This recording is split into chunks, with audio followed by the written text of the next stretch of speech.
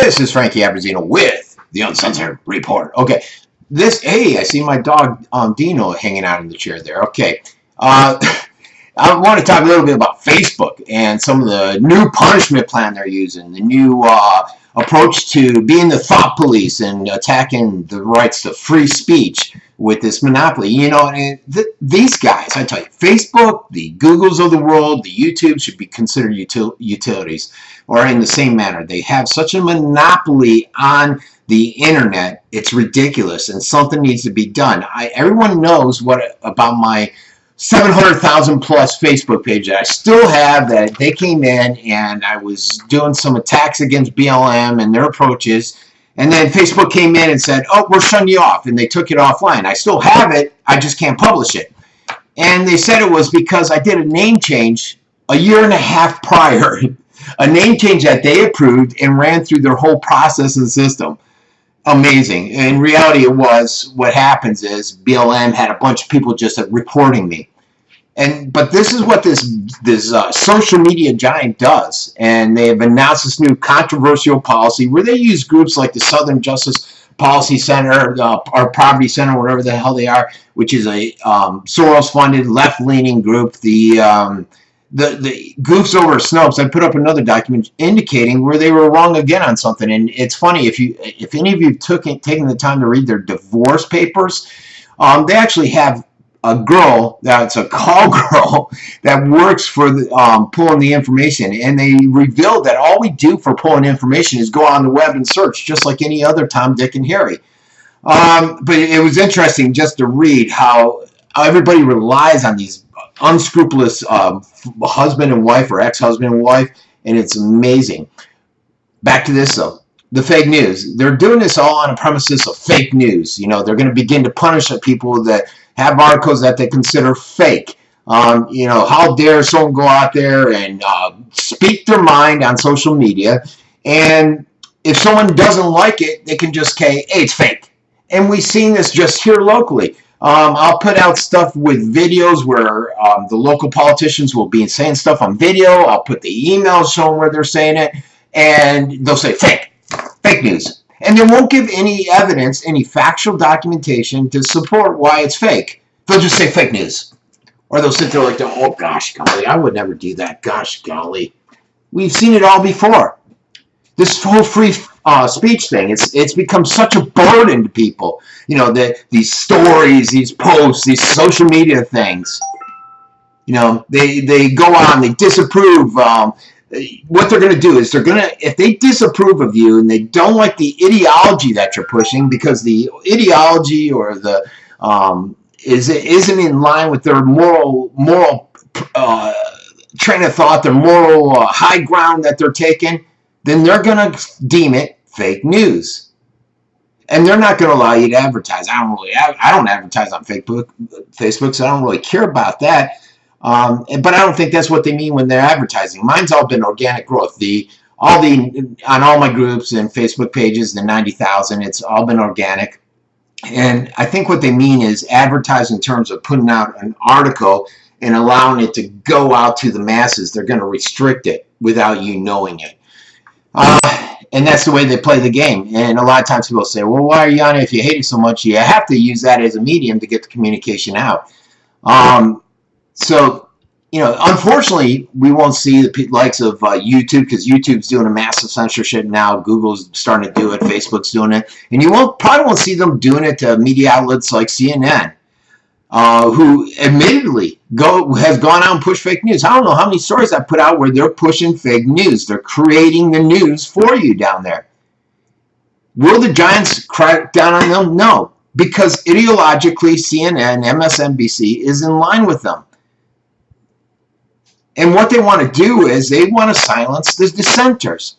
It was interesting. I saw something the other day where the owner of Facebook, Mark Zuckerberg, put out a communication, and you couldn't ban him, you couldn't report it or stop from seeing it. So this guy who is talking about running for president, has the ability to send out communications to his billions of followers, and you have no way of getting it out of your thread, out of your daily read that they send over to you.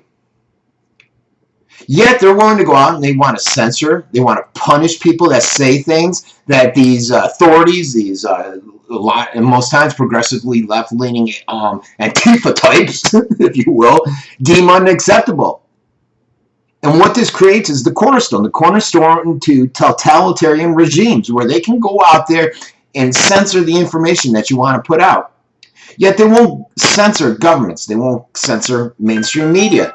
You know, you got this fake news. What's fake? What's tabloidish, if you will?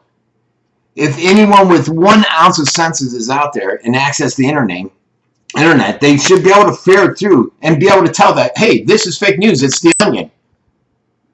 Right? They should be able to do it. And that's one type of fake news that's out there. There's the other type where the U.S. government's out there. Just before Obama left, he paid out, I think it was, what was it, 6 million or 6 million, 600 million? Can't remember the millions. And he paid it to the WAPO, Washington Post, which is owned by Amazon's Jeff Bezos. And they did it as all part of that new legislation that nobody blinked an eye at, where the government can now push out propaganda through media outlets again.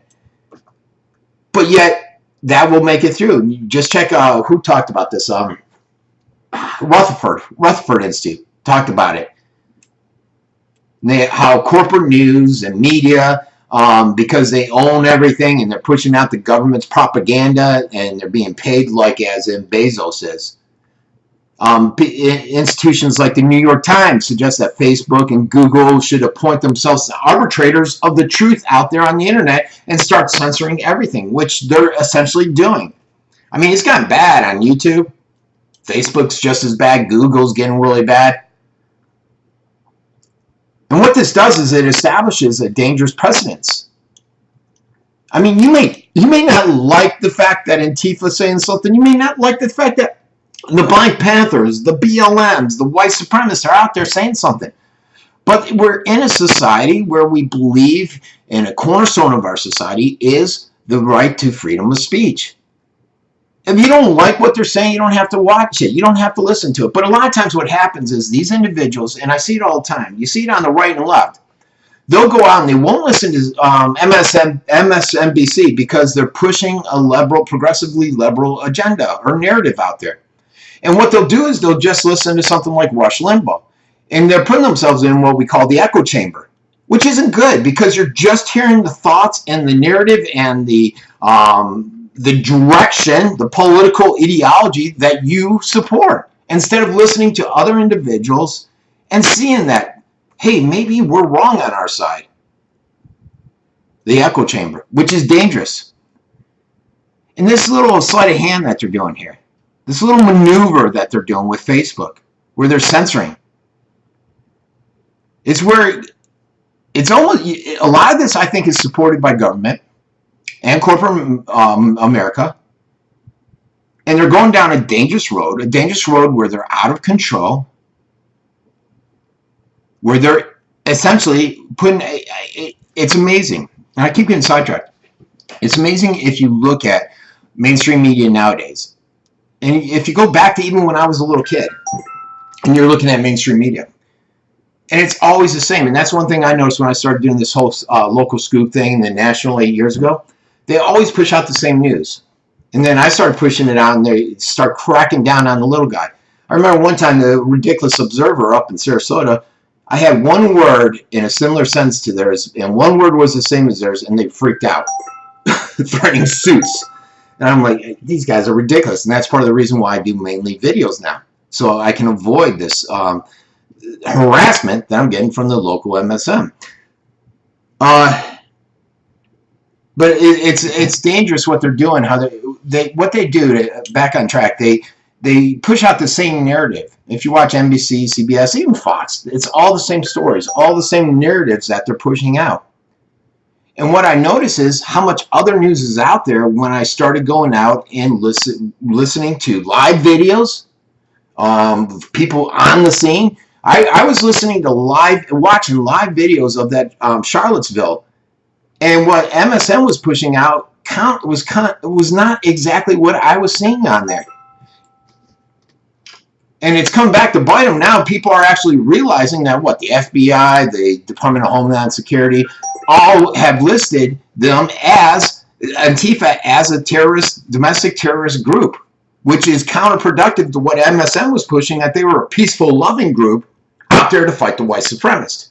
And I knew they weren't that way, because if you watch Charlottesville, if you watch for the past year, you see Antifa out there beating up women, beating up reporters, beating up blacks, beating up Latinos, beating up everybody. And you don't see white supremacists anywhere around. You don't see the fascists anywhere around. But MSN knows that the average American doesn't pay attention, and they will believe the propaganda they're pushing out. And that's why it gets nervous when so many corporate media own so many media outlets, and they can control what the people are seeing.